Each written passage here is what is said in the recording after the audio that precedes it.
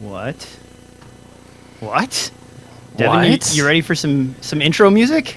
I'm absolutely ready. All right, let's do it.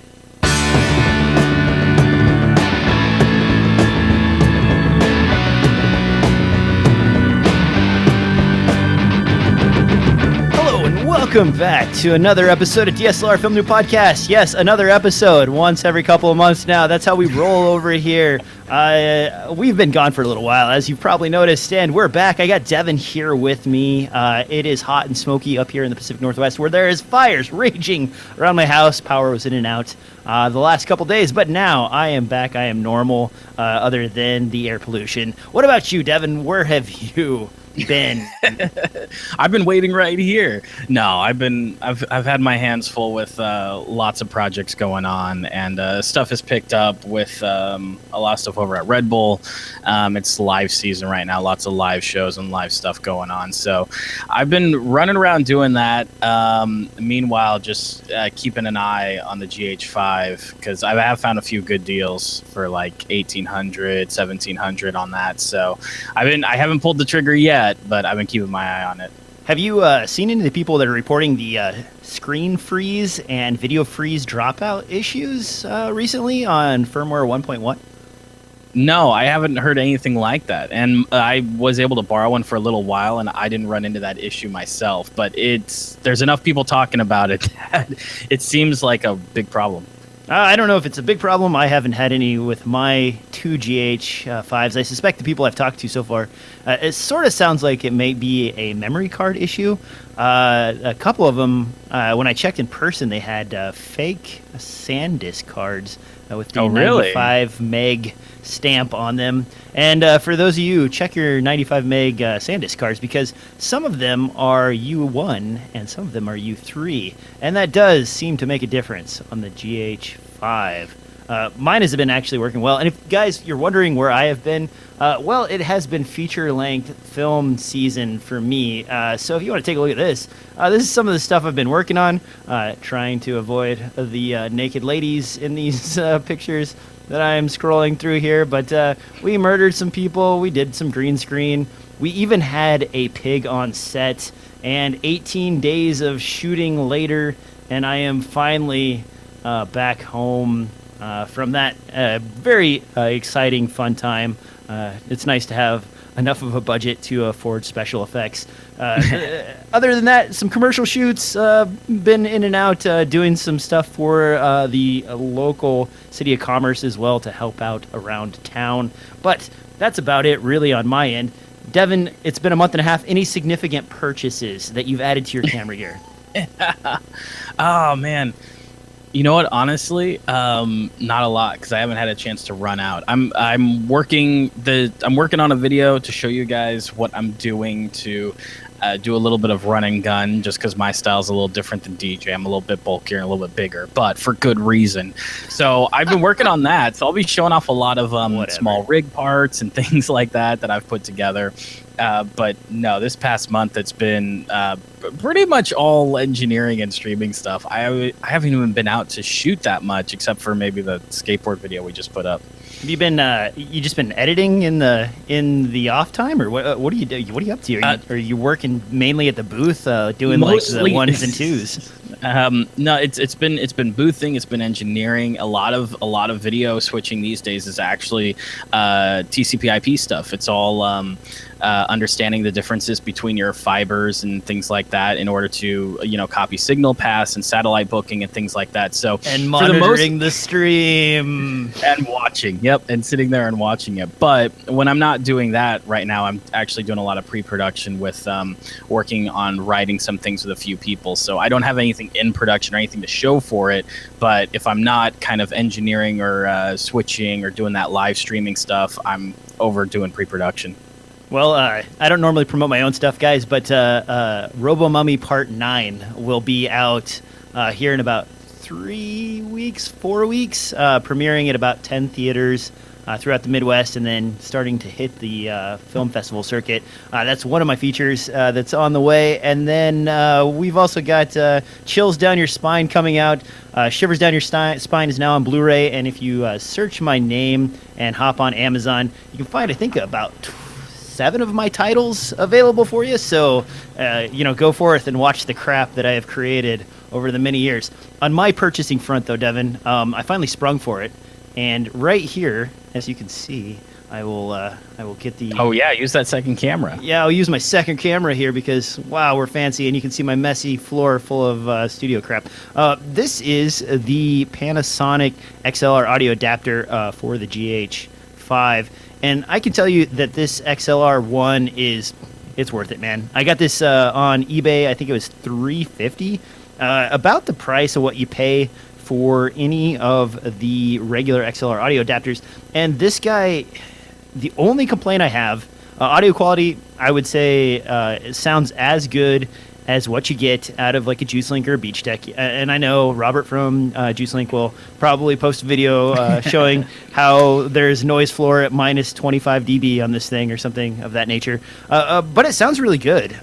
It's completely usable. It's a lot more solid than I thought it would be. This is a metal base, not a plastic base, so it doesn't feel like it's going to come off of the GH5, which is really nice. The one complaint, though, is that there is no way to do audio in on one channel and taper the second channel at a lower level because there's no 1-2 mix switch on this, which is weird. It's a strange oversight. So if you want to have a protected channel and a louder channel, you actually have to use both inputs and a Y splitter in order to accomplish that. That's the only downside to it. Otherwise, really great. Really, actually not as big as I thought it was going to be. And I dremeled out the top of several of my Panasonic cameras, including the LX100 and others, to try and attempt to get this to work on them. It does not. Fairly well. I managed to damage a few things testing this out, and it only works on the GH5. I did see preliminary advertising say it worked on the GH4. That is incorrect.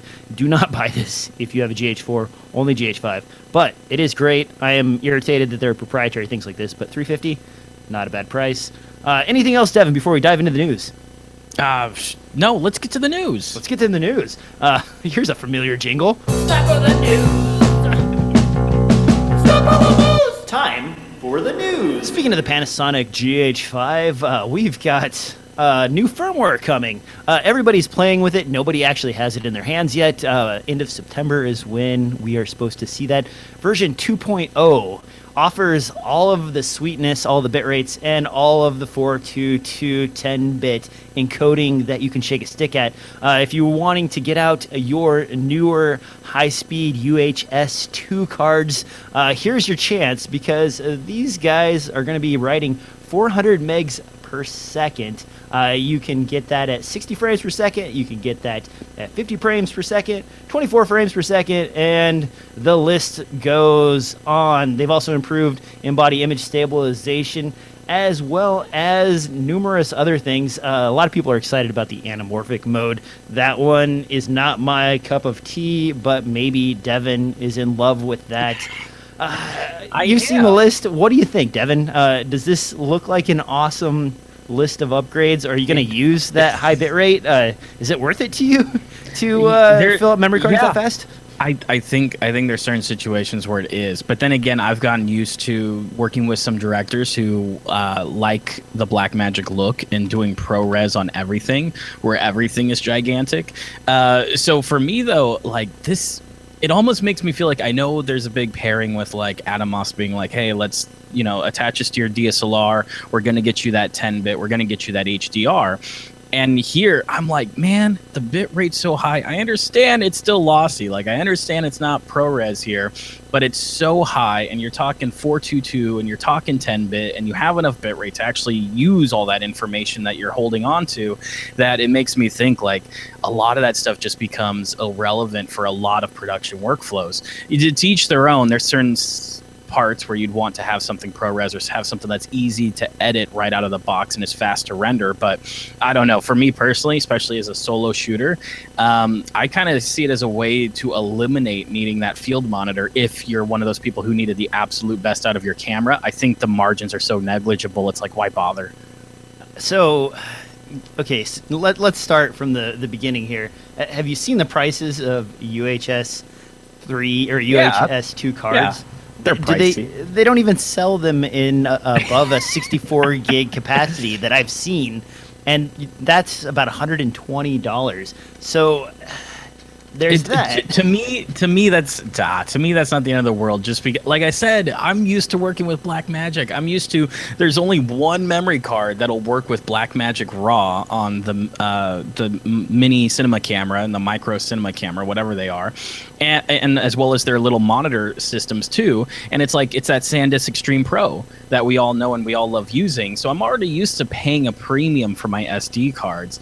Admittedly, sure, one of the advantages of going with the GH3, GH4, whatever, your DSLR cameras is you don't usually need the very best memory cards for it. But it's one of those that buying one of those memory cards for me is something that I would probably continue to use, especially considering like the Blackmagic Ursa Mini Pro has that kind of SD port and things like that. That I see that as a bit more of an investment, and I still see that being way cheaper for people who want absolute quality than getting a whole external monitor with an external recorder with batteries you need to manage for that and memory you need to manage for that and all that kind of mess.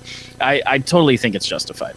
Okay, hold on. So right here, we have, 6 128 gig cards, and this is normally full completely. I have 2 pamphlets like this that I carry to a feature shoot, and each one of these 128 gig cards in the current Kodak represents about an hour and maybe 20 minutes, an hour 15 minutes of shooting.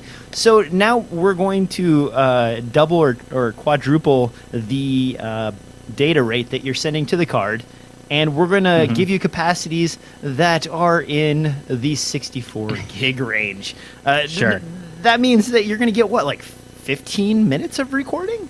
That's fine if you're doing a music video, or you're doing maybe a short commercial and you can afford to just change out cards, or you can use the tandem option. Too.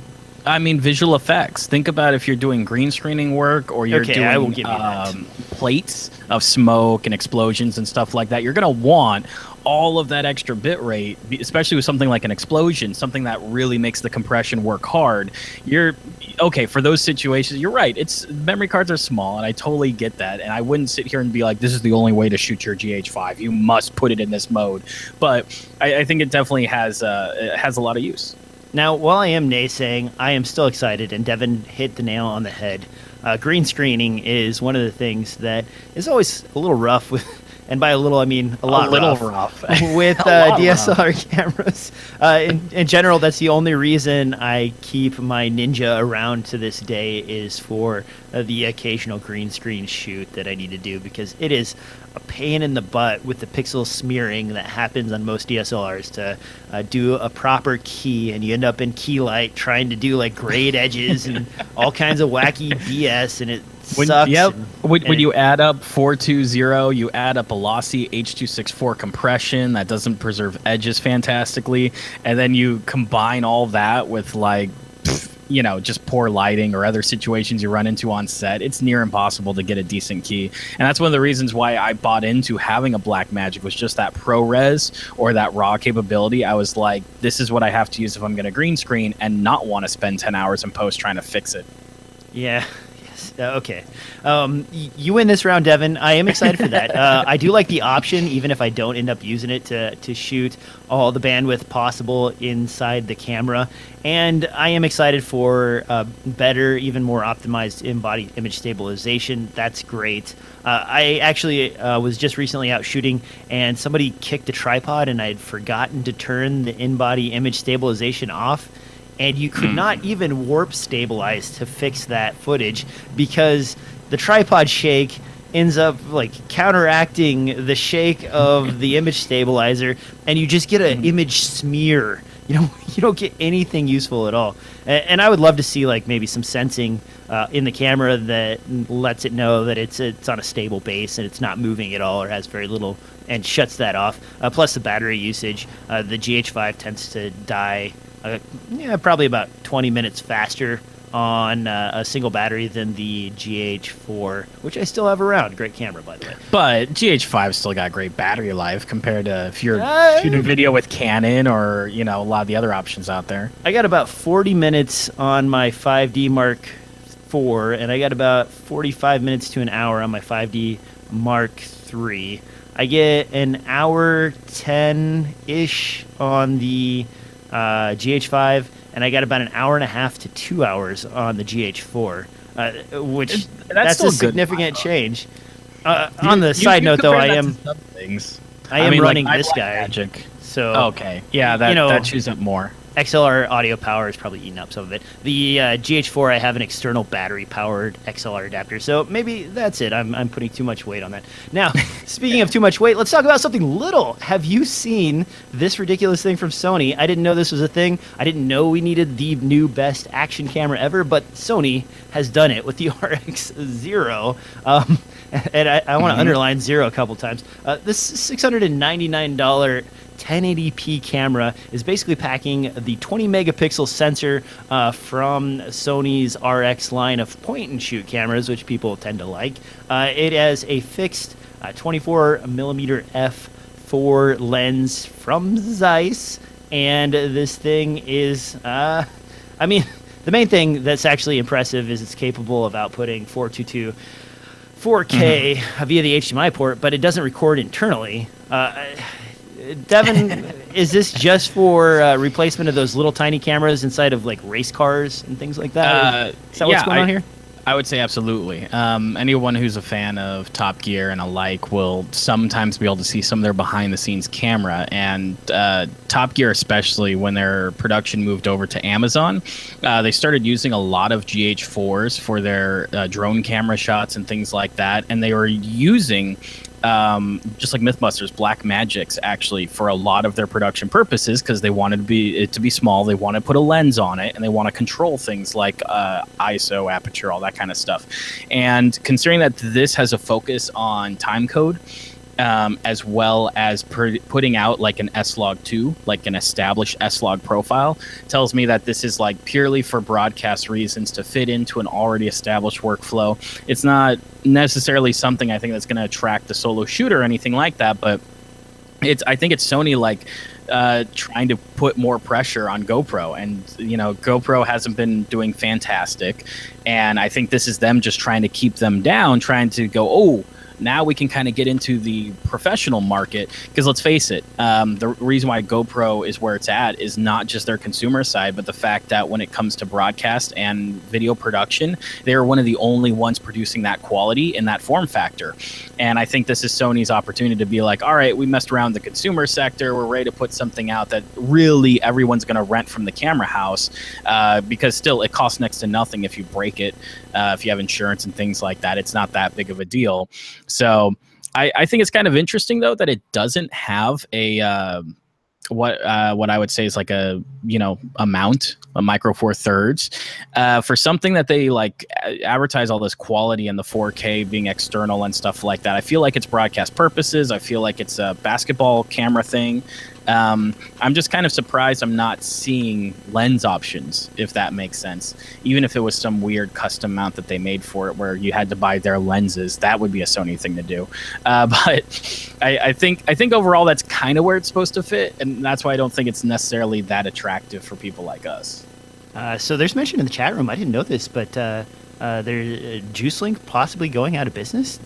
Yeah, their website's down. I noticed that a few weeks ago when somebody asked me about some audio gear, and I was trying to check them out and going, wow, I really can't find JuiceLink's products anywhere. So, and now that their webpage just is coming soon, it looks like it's a park domain or something like that. Oh, that's really depressing. JuiceLink and Beach Tech, and to a lesser extent, One Audio or One Studio were the like three competing XLR adapters since probably the late 80s. R.I.P. JuiceLink, man. That's kind of sad. I got a little choked up here. So RX0, I guess whatever. Action cams, they're getting so good now. Spend $600 if you really want to, but Devin threw this in here, and I'm going to toss this back to him because it's in the show notes. So this isn't from Yi, but this looks like a brand I recognize. It is from Yi. Is this from Yi? I thought, yeah. okay. Xiaomi. It's a Xiaomi Yi 4K camera is what you have, and this is a Xiaomi Maja whatever camera. So it's the same base company. It's the same Chinese company that's trying to get up there with Samsung in terms of branding and quality. I only point it out because it's so cheap. It's a 4K camera. It doesn't do 60, but it's super tiny, and it's $140. And more or less, it's I guess you could kind of think of it as like their version of a GoPro Session. Maybe not quite as small, but comes with a waterproof housing. Supposed to have a working time of 2 hours. It'll do 60 at 1080.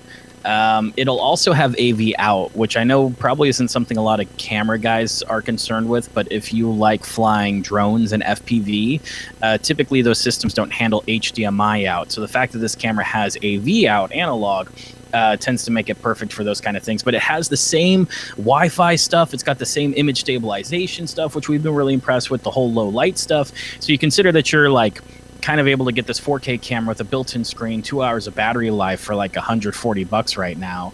And while I haven't had it in my hands or played with it a whole lot, it's one of those situations where I'm like, I imagine this is going to be the same sensor, the same technology, and it's going to be a great looking image.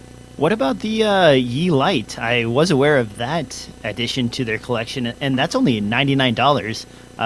4K capable at a laughable 15 frames per second, so not really. So not really. 1080p, at 30 and 60 megapixel, same IMX 206 sensor, and all the Wi-Fi that you can shake a stick at. Plus the built-in screen, which was an issue with some of the older GoPros, like the Hero 4. Yeah, that's true, and I will tell you, the Yi screen is phenomenal. Out of any action cam that's available right now. And probably what's impressed me, I think GoPro's caught up at this point, but what still impresses me is that Yi was the first to market. First off, they have a decent app, because I think a few others have tried this, but they don't have a decent app. But they were the first to market with doing a live streaming to Facebook, YouTube, what have you, through the Bluetooth in the camera to your phone to the internet. And I think GoPro's now on the same boat, and they're able to do that as well. But that always kind of impressed me, the way that they were always constantly updating their product and trying to stay ahead of the curve. So the one thing I wish is that they'd come out with their Bluetooth mic or whatever thing they're supposed to come out with as an audio solution, because they don't currently have audio adapters or audio inputs, and that still kind of irks me a bit. Even if they're like, oh, we're going to do a Bluetooth microphone, I'm like, okay, then come out the Bluetooth microphone. Let me see if that's worth anything. So still kind of waiting on that, but...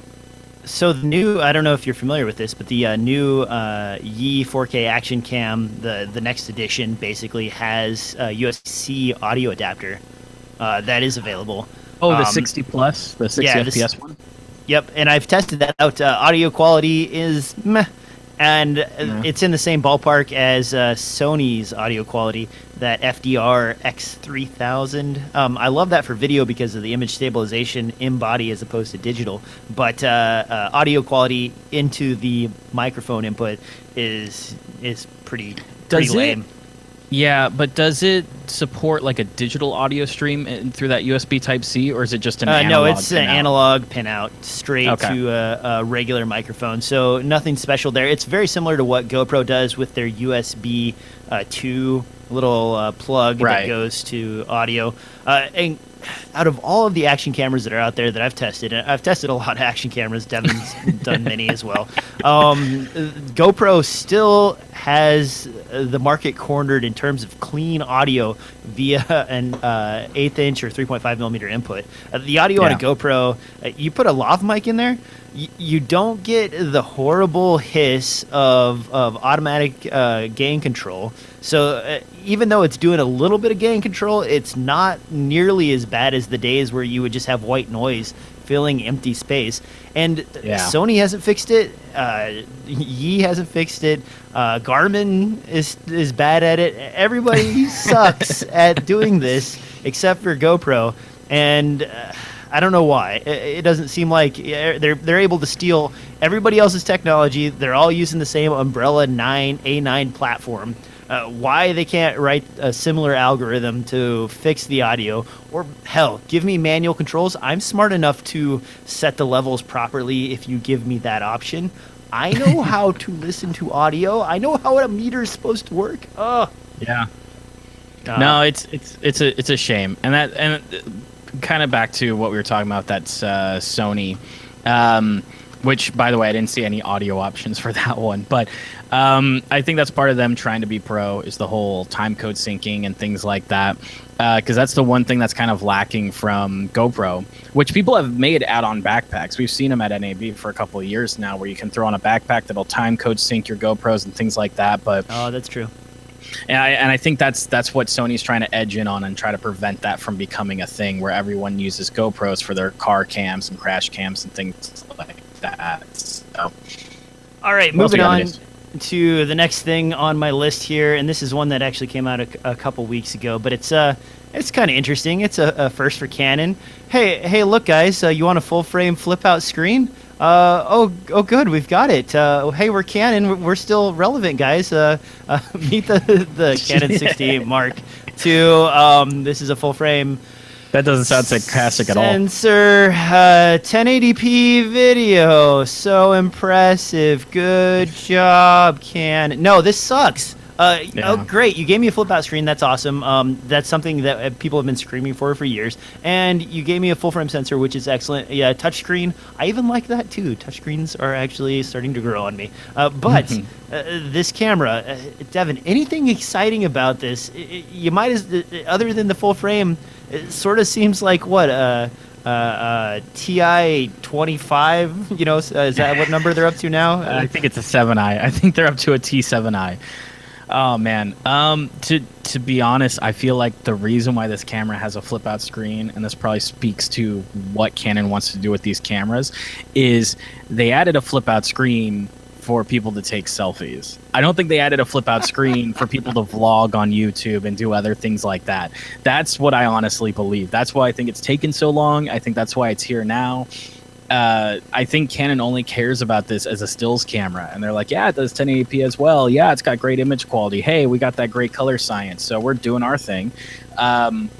Once again, especially with the C200 and the other things they have going on, it's one of those where I just don't think that Canon is all that interested in people using their DSLRs. Even though that was their claim to fame, and that's why everyone bought a Mark II, I think at this point, Canon's just like, no, just go buy a C200 or buy a C300. Why are you bothering me about all these video features you want? Go buy a camera that does it. We already make those cameras. So... DJ's having a little trouble with his ICANN floodlight there. Apparently, I should have checked the battery charging capabilities. All these. I am now a little bit dark, guys. Sorry about that. But so this camera is $2,000. It's pretty much the same price or a little bit more expensive than the GH5. It doesn't shoot 4K. Yes, it has a flip-out screen. Yes, for photography, it's full frame. Or I should say, quote-unquote full frame, because it's 98.7% coverage, which means almost full frame. Again, Canon, thank you for that weirdness. Maybe they didn't want people buying this over a 5D, so they dwarfed this one. So if you want the real full frame, you get yourself a 5D. They have upgraded the AF on this, and as far as cameras go, it's fairly solid. You can now buy a 5D Mark III for around $1,200 or $1,400, and you can buy a 6D original for around $800. To me, the 5D Mark III is almost more interesting with the 3.5K going on right now with some of the Magic Lantern upgrades, especially even if it doesn't have a flip out screen. If you want to shoot raw 3.5K, that's pretty interesting, and there's no record limit besides your memory card, of course. So I don't know. This doesn't seem very relevant compared to. I'd say for video guys, it's not. I mean, not that Canon doesn't make quality hardware here, not that they don't stand behind their product. I think it's just that they aren't putting those features in these products because that's not what they designed them to be anymore. And we've heard it from, I think Canon themselves have said it several times that they're like, these are our video cameras and these are our still cameras. And I think they're completely done with, like, you know, even approaching that subject. Because you're right. With the hardware in here, I imagine they should have an updated engine. They should have updated I/O. And they should be fully capable of doing 4K with that full frame look or that 98% full frame look. And it's just kind of a shame that it's, like, not a priority for them. And they want to make sure that they don't get in the way of things. So it's not about being on a Canon hate bus. It's just about that. I think this kind of seals it, that it's really hard to recommend a Canon DSLR for video work in general. So speaking of DSLRs to recommend, have you seen the Nikon D850? Now, a camera that actually does shoot full frame and full frame 4K, and it's priced competitively with the 5D Mark IV, which shoots crop 4K. It's got a few caveats to it. This is an amazingly large 45 megapixel sensor, so you're probably not going to get quite the low light performance that you get out of the 5D Mark IV.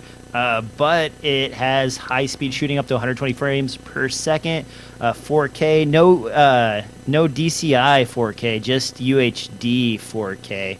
But still, this is pretty nice, actually. Now that Canon's given up on serving their community, Nikon seems to be like, hey guys, what year is it? I know, right? What we like going back to like 2004. Yeah, back when the D90 came out and Nikon's like, no, we promise. We'll give you 1080p, we promise. And then they're like, well, you should probably buy the new camera because we aren't giving you 1080p.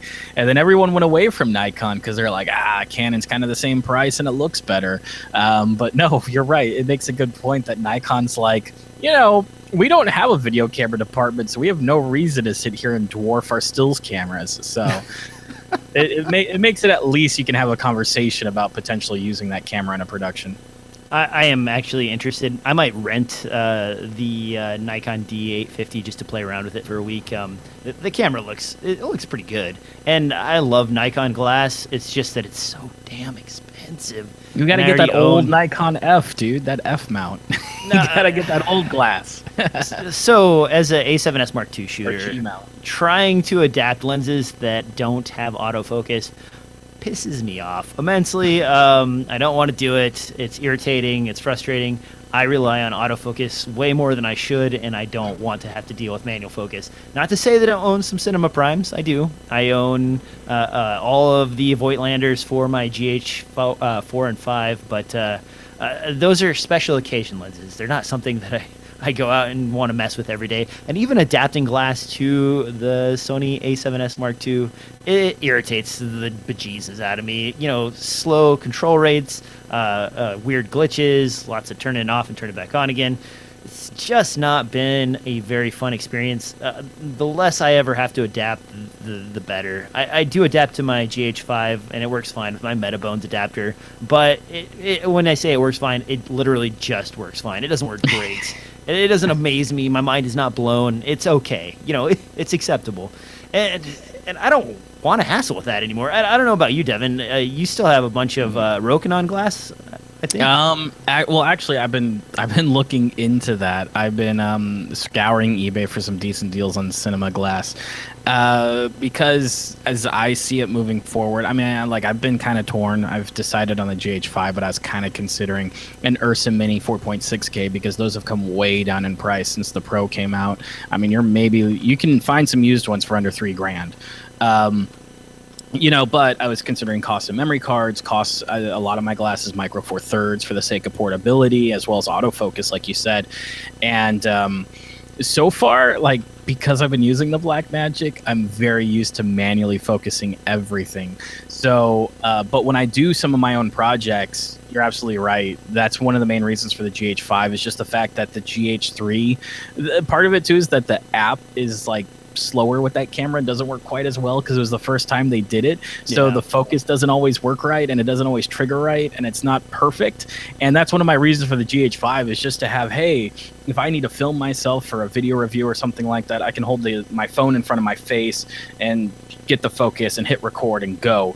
I think too, for a lot of guys who are doing documentary and video production, there's a lot of times where I miss being able to use my Panasonic, just because even the GH3, when I'm really in a pinch, that has an autofocus and it does work, not perfectly, but sometimes if you're running through places or chasing people or something like that, it's not gonna be in focus anyway. So it's kind of you just need it to be close.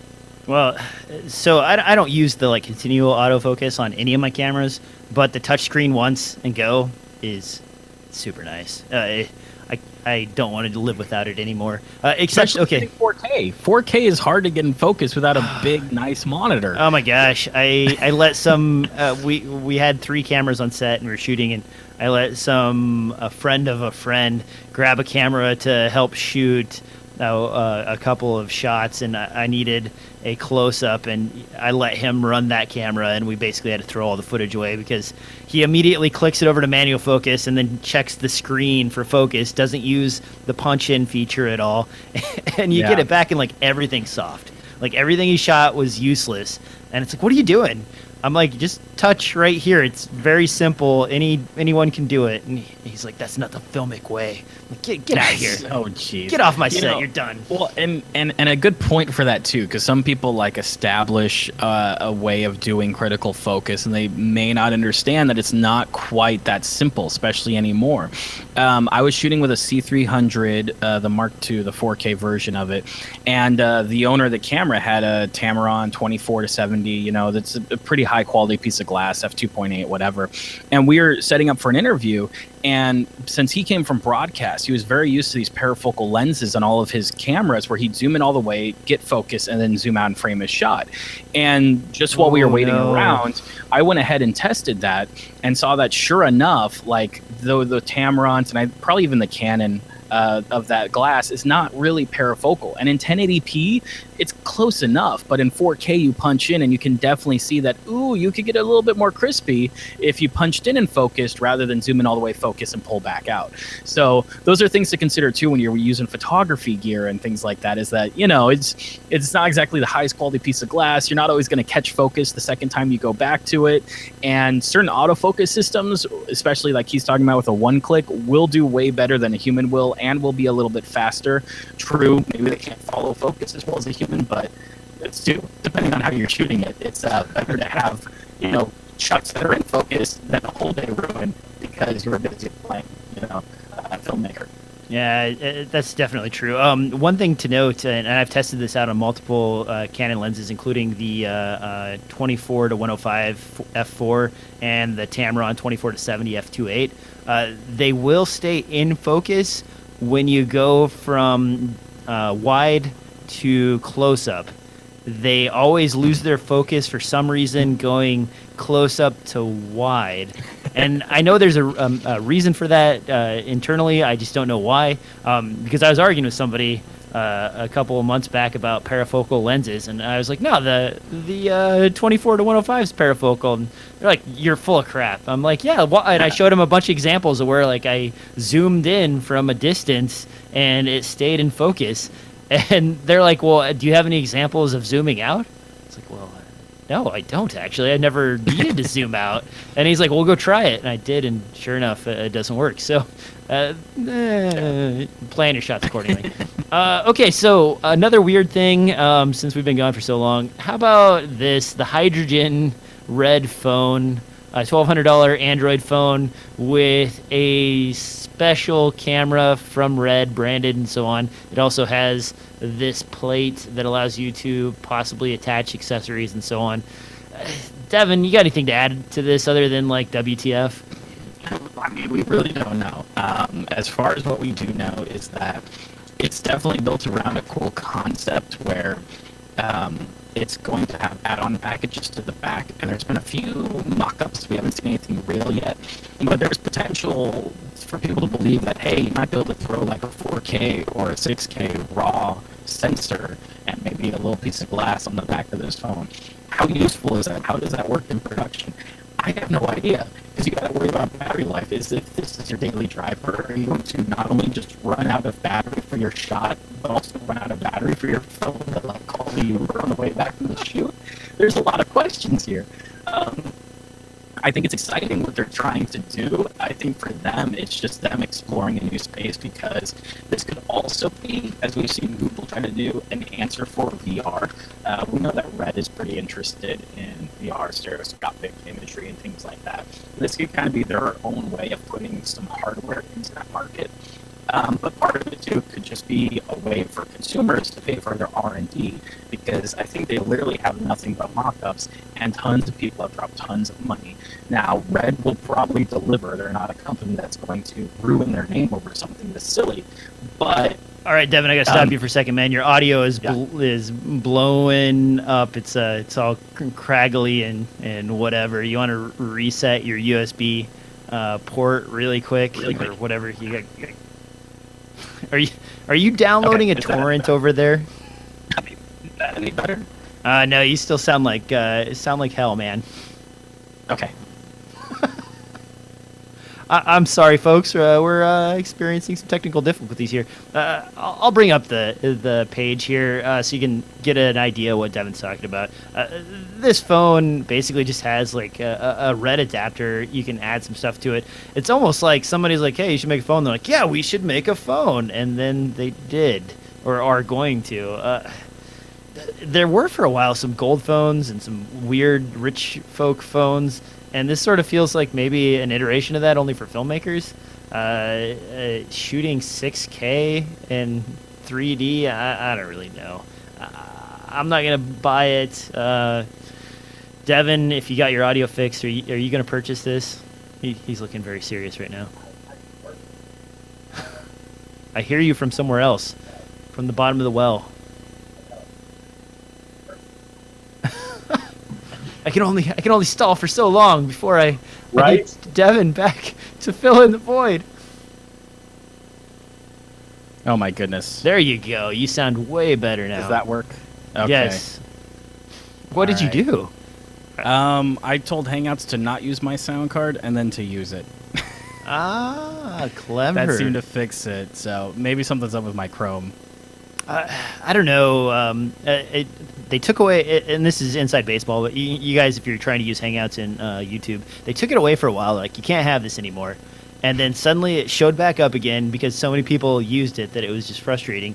And then they've sort of left it to wither on the vine. They haven't done a lot of updates and upkeep to it. So it's a little flaky, but there aren't a lot of alternatives. I don't know. Well, I not guess convenient alternatives. You could use Discord, I suppose. Or I could try and bring you in with a P2P connection and then like beam you back out from my computer via XSplitter. But I wish there was. It gets messy. Yeah, it gets really messy. As somebody who does a lot of live streaming all the time for different companies, you're right. Especially if you want to be able to switch between two people and have that kind of control.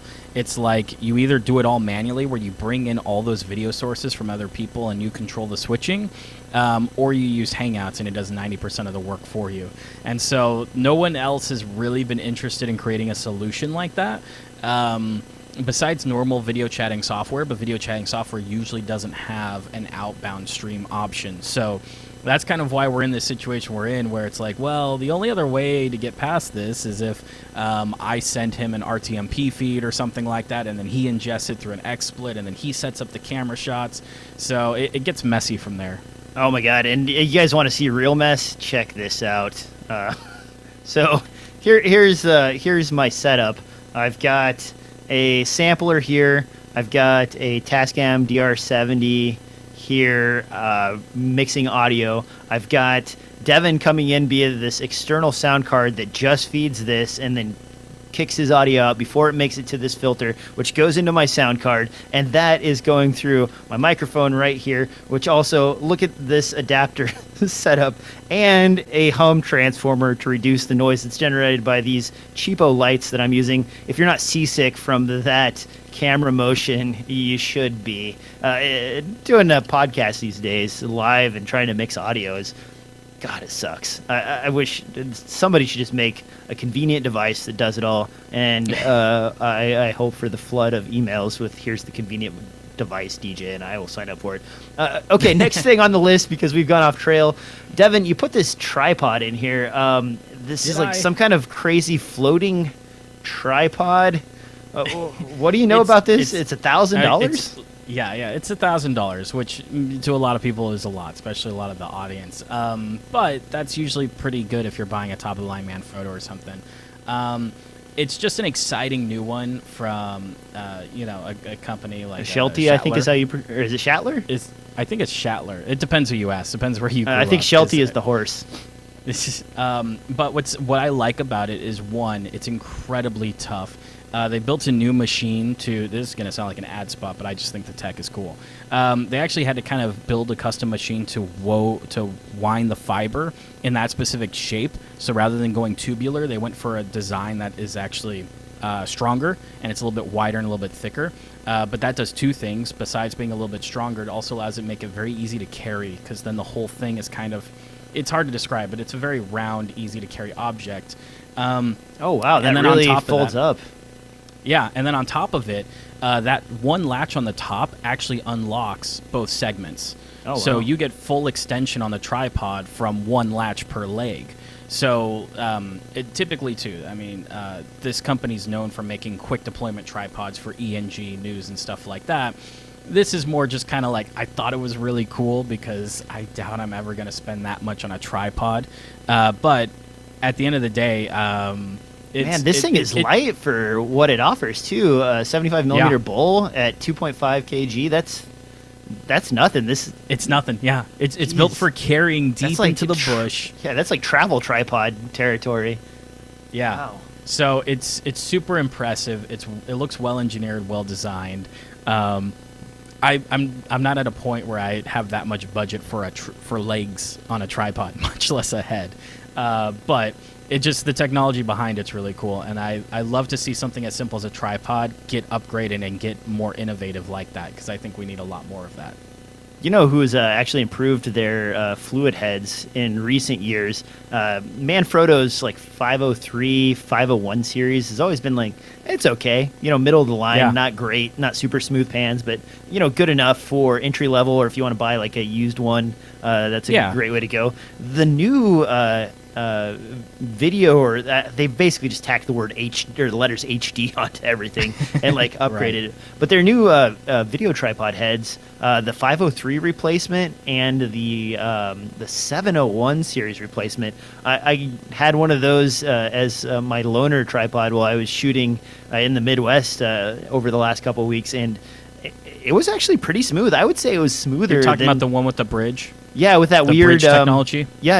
I thought like, oh god, how are they gonna put good fluid dynamics into a thing that's just like a C shape? And it felt really good. It didn't take as much weight as the old traditional 503s. We had to scale back. I think we had 14 or 15 pounds on it, and it was losing its pan and tilt functionality. But when you just put like a GH5 and a little bit of audio kit on there, it was great for small cameras, way smoother than I had ever seen from any other Manfrotto product in that price range. And I think the heads are only like $350 to $400. Yeah, and not that that's an ad for it, and I'm not getting rid of any of my other tripod heads, but it's still better. Well, and if you like that, but you want it a little bit cheaper, I suggest checking out Benro. A lot of the engineers from Manfrotto are over working at Benro, and so a lot of their heads, you'll notice a lot of similarities, because it is a lot of the same engineering department, but they seem to be making a good name and a good company for it. That being said, they've probably fixed it by now, but what we saw at NAB was a variable counterbalance system, and if you're not familiar, counterbalances are what tries to keep the tripod head up if you have a lot of weight on top, because otherwise it'll want to dip, and so that they use nitrogen or something like that for the counterweight system, and that did not work at all. Like several months after it came out, people the were nitrogen all leaks kinds of out, issues. and then they had all kinds of recalls and issues with it. I'm sure it's probably fixed out by now, but I'd wait for a Generation 2 on that product. But you're right, I actually own a 502 head, and while it is for lighter camera work, I absolutely love it. It's super smooth. Yeah, it's good to see that tripods are getting better and cheaper. I hate seeing people pay $75 or $80 for that crappy, rickety Walmart tripod when they're in a pinch or need a tripod, because they just don't know any better. All right, next on the list here, iCups. I'm going to avoid that. What about heat sinks, Devin? You want to strap? What the heck? This was a while back. This was an old story from a while ago. Strapping a heat sink to a GF7? Was the GF7 really prone to that much heat that you needed to machine a heat sink for it? I think if you were in video mode for like more than 5 minutes, yeah, it had some issues. This is one of those where, if I recall, the GF7 is not like a magnesium body type or something like that, like the plastic. GH series is. Yeah, and so it has problems with the sensor getting hot. And so I just thought this was kind of an innovative way. This takes me back to like the Planet 5D days and things like that, where people are attaching heat sinks to their sensors and whatnot in order to get the cleanest image. In this case, it's just to try to keep the damn camera from shutting off. I'm surprised somebody hasn't done something like this with the Sony cameras, because we all know those guys love to overheat. I've seen actually a heat sink camera rig for the Ace. I think it was the 6300. That one, like a production ready camera heat sink? It's a rig for the camera, basically like a cage, and on the back of the cage it has like a little blower fan built in to cool the camera. And the A6300, if you're shooting in like an air conditioner or an environmentally controlled area, it's really not that bad. But you go outside in 80 to 100 degree weather, and I've seen them overheat at probably about 10 to 15 minutes, and then the cooldown time's quite significant. Unless you have a built-in fan, then you'll never have to deal with that much, probably. No promises. Well, that's one thing I always love about the Panasonics. I know a lot of people with their Sonys haven't had overheat issues, but Panasonic, for what they do with their sensor, I've been super impressed that I've never come across any message of it overheating, and I've put it in some pretty terrible environments. And then Sony, on the other hand, or even Canon, their little mini camera, the EOS M or something like that, those ones tend to overheat a lot when you shoot video with them. It's really obnoxious, and it's really bad for production when you're trying to get work done. And that's why it's like one of my top things about buying a camera is like trying to avoid a camera that has overheat issues, because that's the last thing I want to deal with when I'm like out in the sun all day trying to get the shots done. All right, last thing on my list here, and this is actually something Devin pointed out to me and I just immediately ordered. In fact, I ordered this right before I left for my 18-day film shoot. This little lens right here is ultra wide. It is f2.8. It is micro four thirds compatible, and it is $139. I've been messing around with it. It is not nearly as wide as the Olympus f8 the Olympus 8mm f1.8. But that one is a $1,000 lens. Even though this is a a 7.5 millimeter f2.8, it's a little bit more narrow field, but it is wider than the 7 to 20 or 7. Man, I am just 7 to 14 Panasonic. 7 to 14, not Panasonic, Olympus f2.8. And I'll put a comparison video up there when I can actually speak again, because it is a cool lens. $139. I said Devin and I have been sending some pictures back and forth, sample footage and so on. And Devin, what do you think? I thought it looked f2.8. It looked pretty sharp, especially compared to two other lenses that are over $1,000 a piece. Yeah, for what you get for the price, it is impressive. That being said, if you're at f2.8, yeah, a little bit of vignetting, yeah, a little bit of soft in the corners, but you're also getting quite a wide, fast piece of glass that you can actually put filters on for less than $200. So, I mean, that all being considered, I think it's a pretty good deal if you don't already have wides taken care of. From what I've seen and I've heard, it seems about when you stop it down to something more reasonable of a wide lens, like an f4, a lot of your edge sharpness and things like that come back. So it's not like it's a worthless lens because it's soft in the corners. I kind of have a little bit of the same issue on my 25 millimeter SLR Magic T0.95 or whatever it is. But like all those lenses, you stop them down a little bit to something reasonable instead of trying to get all the light all the time on a cheap piece of glass, and you end up with an actually really good image. So it's one of those I sent to him because I'm still been like out shopping for a wide and trying to find a good deal on a used one for his Olympus f2.8 7 to 14 or whatever, because it's been in my like shopping cart since forever. That's such an expensive lens, and it's so heavy. It's like into the Canon glass level of heavy. The lens is so big, but it looks good. It looks good.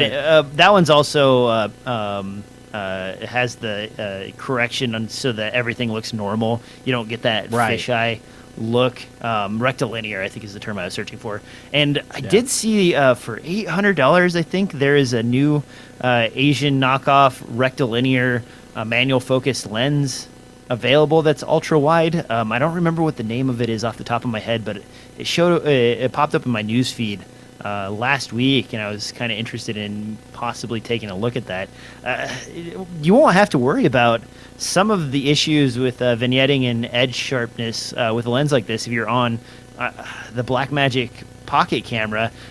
Sure. Are there still a lot of people shooting on that camera, Devin? I know you're still a devotee.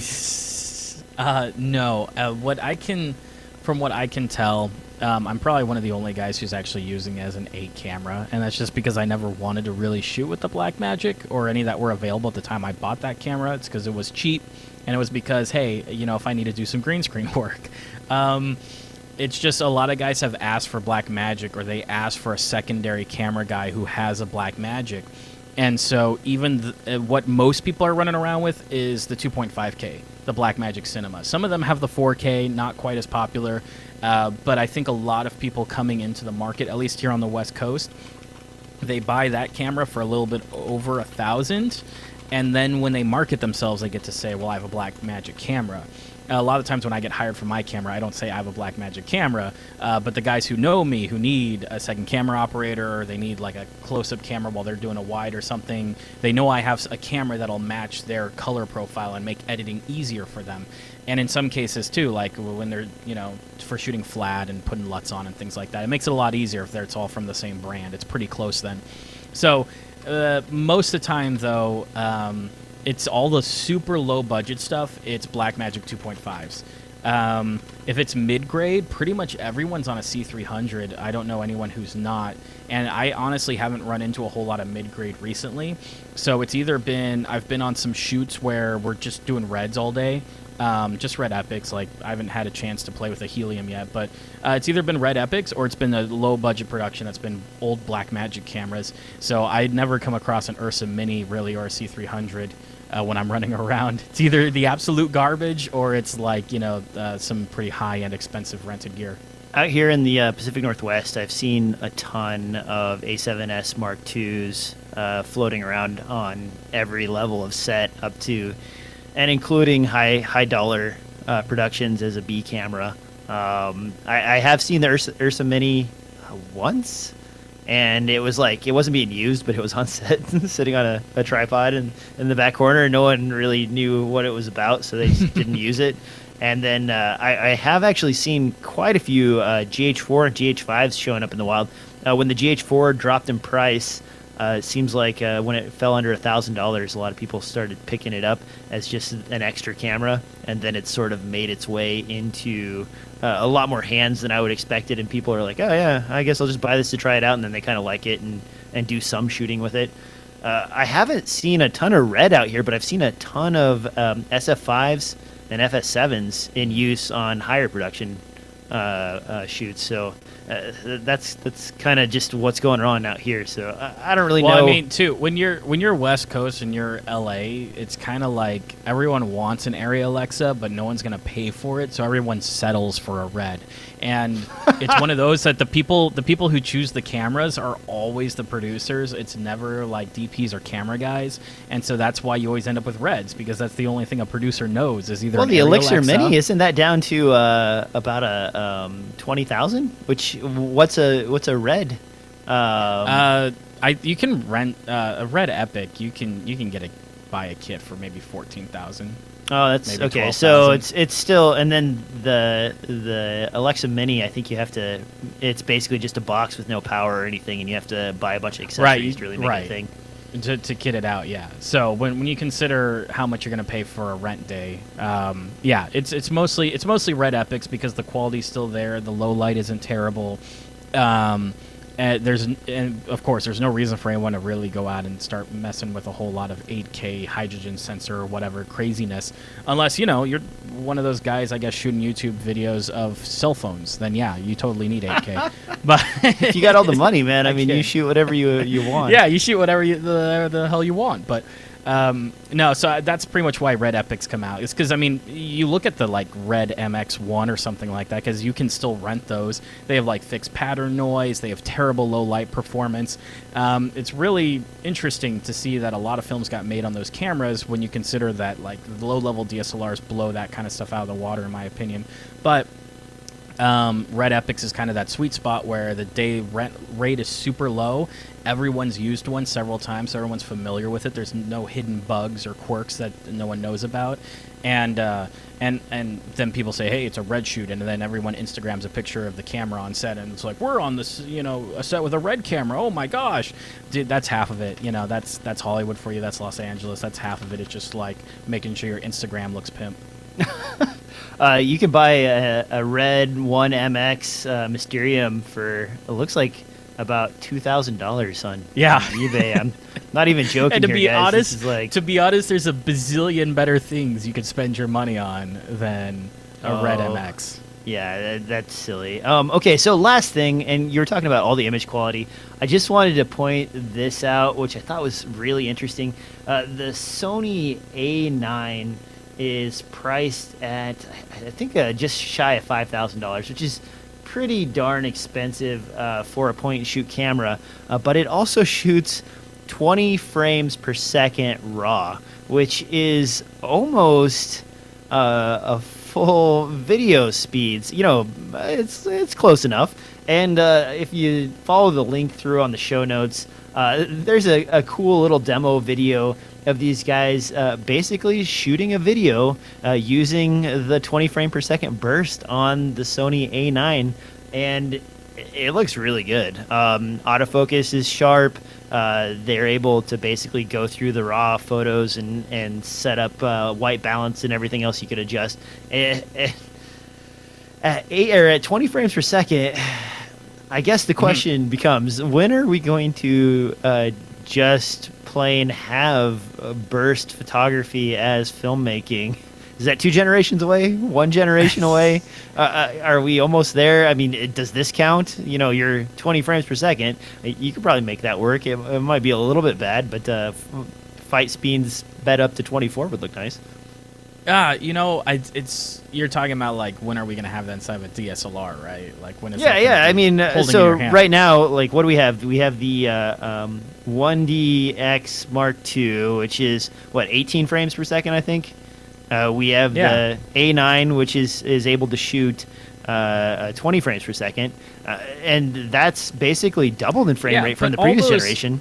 All those are using shutters, and you can't really use shutters in a video. Well, mode hold on. The A9 is a mirrorless, and you don't have to use the shutter to shoot. No. In fact, I don't think you can use the shutter and shoot that because literally the shutter can't keep up with that.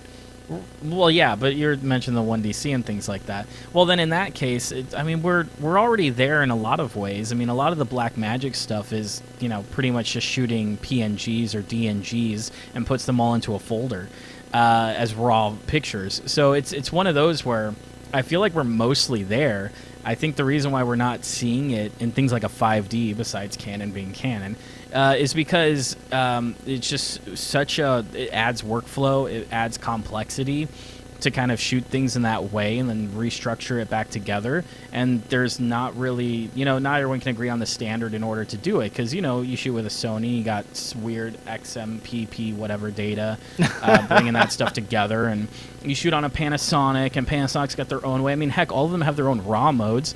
When I shoot RAW on my Blackmagic, I can't import it into Premiere because it's some kind of Blackmagic compressed RAW that Premiere can't recognize, so I need to use Resolve to process that stuff. So it's one of those that's just, it always adds into a nightmare when you kind of like build a structure around just shooting a series of images rather than like these packaged video files like ProRes and everything else. But I think you're right. Like, the day that DSLRs just shoot raw video, it compressed in some way, obviously, but just shoot raw video is probably 2 generations at most. I could definitely see, like, a Sony, probably Sony first. I could see Sony in, like, 2 years coming out with a camera that, like, hey, this will save raw at 30 frames a second. Well, you think about memory card speeds, we're almost up to SSD level speeds on compact flash. You go with something like that, and then you add a buffer that's a couple of gig inside of the camera, and now you have plenty of bandwidth to handle that. And, you're looking at cell phones right now that have I think the OnePlus, whatever number they're on right now, is on to like 6 gigs of RAM on board. No, and you're right, because especially too Sony with their interest in high frame rates and everything else, I could see Sony going to being not just shooting raw 30 frames or something like that in a DSLR package and being the first one to do that, but then because they have all that I/O and all that buffer, they'll probably come out with something crazy, being like, hey, you can also shoot 600 FPS at 1080p without a sweat. Just crazy things like that. Bart in the chat room asked if you've ever used Slim RAW to do any kind of conversion for your Blackmagic camera. No, because I haven't touched the raw part of the Blackmagic in like a couple of years. It's been a while. I've been doing flat when it's been my own projects for fun. Because, like, for example, to behind the scenes baseball here, or whatever you want to call it, the skateboard video we recently put up on the channel. All the shots of me on the board, which you can just tell by the grading because I was having fun. I went a little crazy with it. Those were all Blackmagic flat that I just brought into Premiere and did a bit of lumetri on them and just played around with colors and found something that looked cool to me. And then the shots of me actually talking to the camera were shot on the Panasonic. So, I mean, you can notice a little bit how, like, the Panasonic really loves to be sharp, and the Panasonic really just has the skin tones built into it. And you can see how, like, my skin tones have gone green and everything else from me trying to correct the flat footage and stuff, just because I didn't want to, like, throw a LUT on it. I wanted to play with it, so... it's one of those that I think it looks cool, and I like the way it turned out for a short video, but I probably wouldn't do a short film with that kind of lookup table. Premiere's color editing has actually gotten fairly decent over the last couple iterations. Like, it's almost, I mean, it's still got some weird stuff to it, and you can't quite push stuff as far as you can in Resolve, but it does a pretty good job. And they've finally fixed the support for the GH5 now too, so full smooth playback at whatever codec you choose to encode in. I am worried when the version 2.0 comes out if we're going to again see some hiccups for like 3 or 4 months while Adobe catches up. I wish that Adobe would drop their rent prices, basically. But it would be nice. Well, if you're a student, you get that special discount. You get that student discount. I used to be able to sneak it on my wife's student discount, and I was so used to that price. I'm like, yeah, that's fine. I'll pay like $14 a month. And now I have to pay the full $600 a year, $650 a year, and it's like, really? You're not going to offer me any kind of discount? Hey, I've been with Premiere for years.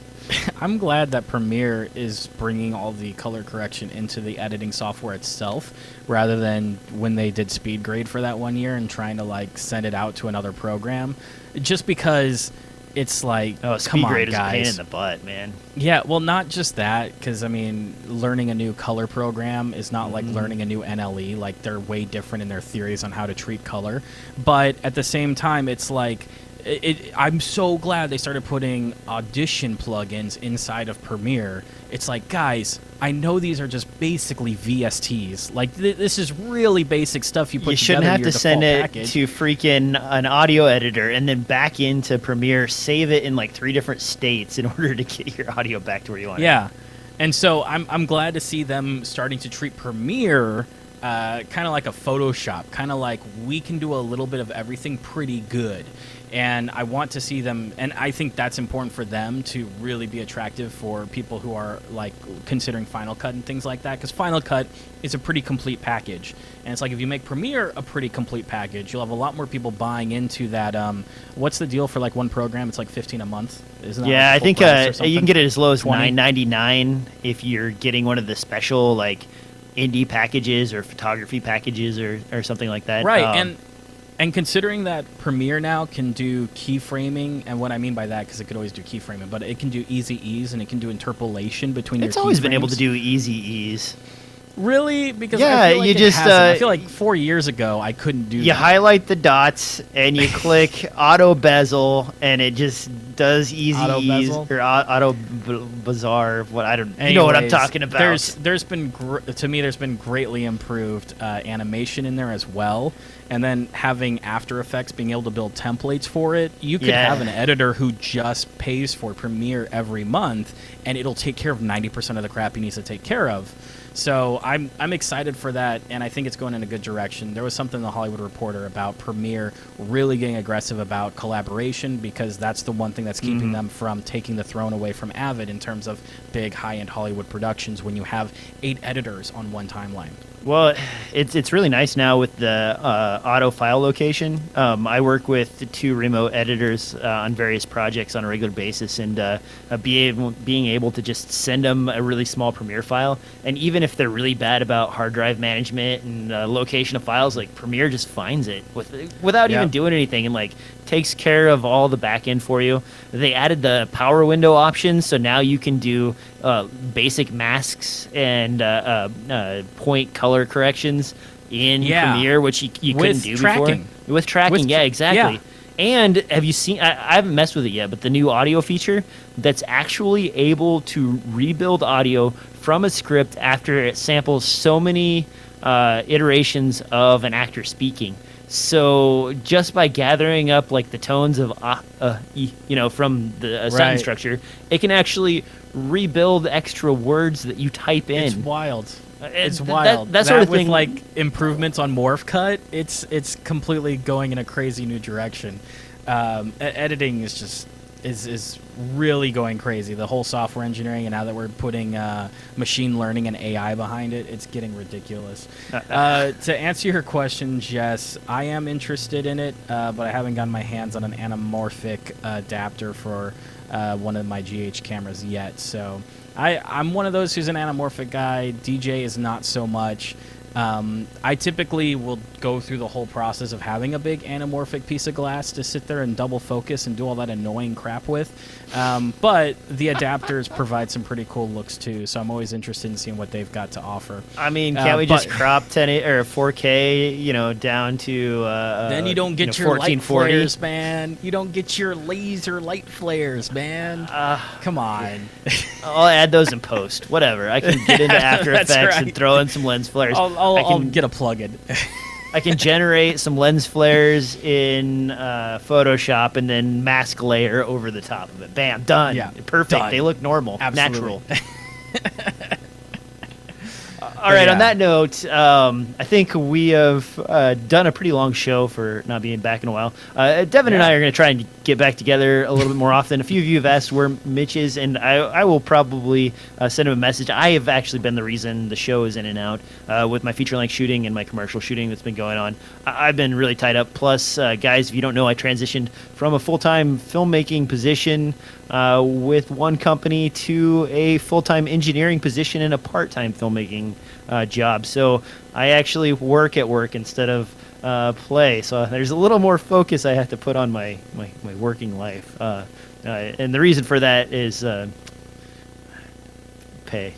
I'm just going to put it out there, pay. I was doing pretty good as a filmmaker, but I do even better as an engineer. At least 1x more. So, yeah, there you go. On that note, Devin, where can people find you?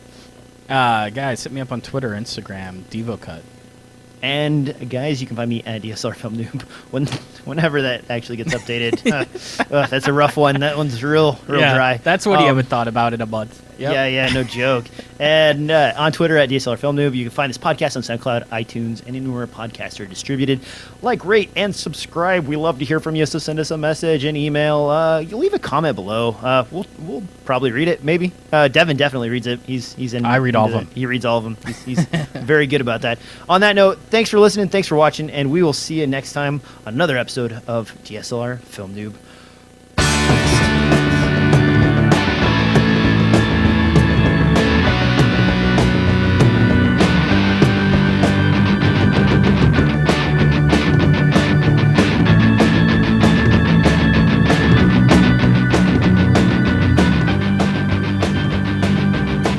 Devin's rocking out over there. Look at this guy. It's been a long time since I've heard it. Oh man, so completely off show topic, real quick. I am redesigning all of my CNC machines and laser machines, and I was sending Devin pictures. While I was out of power this weekend, I sat with a flashlight and rewired some Raspberry Pi stuff. And He's dedicated to that. I was able to cobble together a Raspberry Pi and an Arduino and load the Arduino with Gerbil, use the serial port on the Arduino to read data off on the Raspberry Pi, set up a JS script server, and then log into it remotely and run cutting actions from a Wi-Fi hub that's also battery powered, by the way, in another room. So I'm almost done installing new motors, new controllers, and everything. And all of the electronic hardware inside of that case is going to be like $160 compared to, I think, my old controller from 8 years ago that I've been running for a long time was around $800. So, man, if the times have changed. Yeah, if you want to build a CNC machine, it's gotten way cheaper. I'm building on the same platform, so I still have like my 4 foot by 4 foot cutting area and all the aluminum extrusion and stuff. So that saves. But go on eBay, guys. If you live in a major metropolitan area, a lot of people will buy these or will have these older CNC machines that have the worm gears or Acme threads or whatever, and they won't have good motors on them. No, if you can get all the motors and stuff for like $200 or $300 and you can buy their old broken down machine, you can retrofit it with NEMA 23 motors that are like 500 ounces for like $30 a pop and really do some cool stuff. So there, you're inspired. Go forth and CNC. That's it. That's I actually just I crowdfunded, probably for not good reasons because it probably won't show up, but an SLA 3D printer. I thought you already had a 3D printer. Are you going for another one? I got two. I don't have an SLA one. Wait. I haven't been following 3D printer tech for a little while. What's the SLA? Is it a different material? No, it's the resin where you project the cure. So okay, the one that does the light on resin UV light printing. Yeah. So it's super small build area. It's like 4 inches by 2 or something like that. But you know, you get details down below 0.1 millimeter, so you can make really cool small things out of it. As well as like checked on the too. Price of the juice though? The resin, it's expensive. It's like $30. Yeah, it's very $50. spendy. Yeah. For a gallon, I think it's $100. Yeah. So, it's not. It's that. No, that stuff's not cheap. But also too, it's not going to build a whole lot of big things very quickly. So, but yeah, it's because there's lots of little things like personally for me with all my running around on my rig, I'd love to have this little tiny thing where you put a screw hole in and it securely locks in SD cards, so I can swap them on the fly without like digging into a pocket or digging into my hip bag. And so, you know, little things like that I come up with, and I'd be like, man, if I had like a high quality printer, I can make that. Why don't you just use a sleeve? Because I need to do it while there's a camera on my shoulder. I can't like sit here and use 2 hands and use it because I'm usually walking to another shoot or another thing. So it's out of necessity and out of, you know, desire to do cool things. You know, there's a question about the Nikon D800. We did cover that in the show. We actually, I am excited. I'm going to rent the D850 and check it out, guys. So, there's your take on the D850 full frame 4K. Yes! Give me more. Actually, I've been eyeballing the price, and this is camera related, actually, of the 1DC. You see it drop down into the $2,200 range every once in a while on eBay, and that's almost full frame 4K. So, yes, no, yes, maybe, no, probably not. Maybe. I don't know. I got the A7S Mark II. I don't need any more cameras. I'm done with cameras. Not buying any more cameras for like 2 years. The GH5 was my last purchase, and on that that's note, not a bad purchase. No, it's actually great. The GH4 is still a good camera. The in-body image stabilization on the GH5 is great. The GX85, which is my travel camera now and my B camera to the GH5, also a really great camera. Image stabilization is excellent. 4K video is great. Not all the codec support or bitrate support that you get out of the GH5, but I would put it in range quality-wise with the GH4. And I think, what's the price on that now, Devin? Like $650, $550, something like that? No, it hasn't gone that low. I bet it's that low. No, like used ones are still 800. I feel like they haven't dipped that far down. I was just looking on eBay at the GH5. It's down to $1,700. By all means, like, impress me, but I'm just saying I haven't. And I was looking a few weeks ago. I feel like they haven't dropped that much. Oh yeah, you ready to have your mind blown, Devin? Throw it at me. Throw it at right me. here. Do you see this $499 for the GX85 body? Oh, sick burn. Who wins this one? Looks like I need a B cam now. Thanks this for guy that. right here, and used $450. So that's damn cheap, man. It's a great camera too. Also, if you really want to get brave, go look on iFixit, and they have a teardown of the GX85. And if you look closely, let me show you again here. See those two holes? Those are powered microphone inputs. And you're talking about cutting into the if thing. you want to cut into it, that is correct, Devin.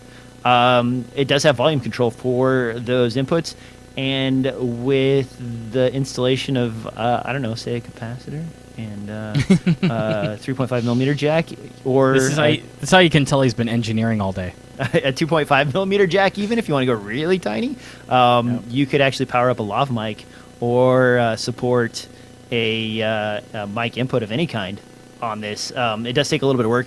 There are, if you Google it, mods for the LX100 people have been doing where they basically just drill a hole at the side and drop a cable out.